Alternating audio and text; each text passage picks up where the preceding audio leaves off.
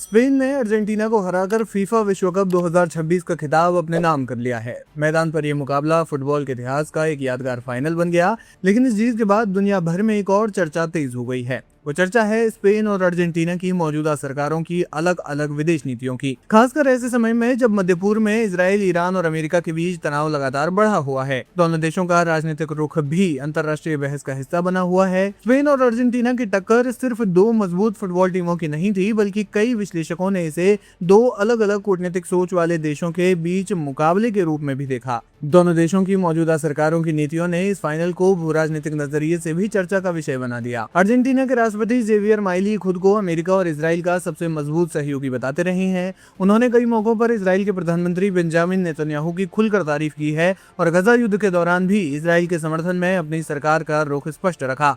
Miley की सरकार ने अमेरिका के साथ रणनीतिक संबंधों को भी प्राथमिकता दी और पश्चिमी देशों के साथ मजबूत साझेदारी पर जोर दिया।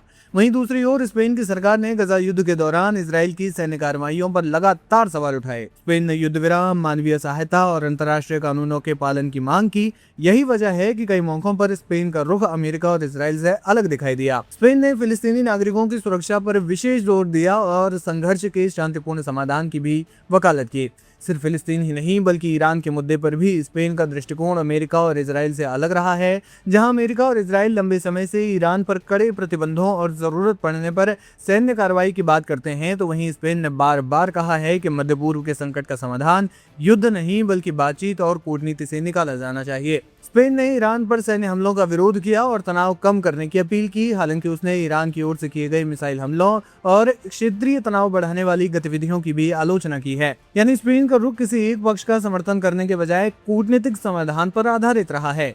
यही वजह है कि अंतर्राष्ट्रीय राजनीति पर नजर रखने वाले विशेषज्ञों का मानना है कि स्पेन ने हाल के वर्षों में यूरोप के भीतर एक अपेक्षाकृत स्वतंत्र विदेश नीति अपनाने की कोशिश की है। कई मुद्दों पर उसने अमेरिका के साथ सहयोग बनाए रखा, लेकिन जहां जरूरत महसूस हुई वहां अलग राय रखने से भी परहेज नहीं किया। दूसरी ओर अर्जेंटीना की मौजूदा सरकार ने खुद को अमेरिका और इजराइल के सबसे करीबी सहयोगियों में शामिल करने की कोशिश की है।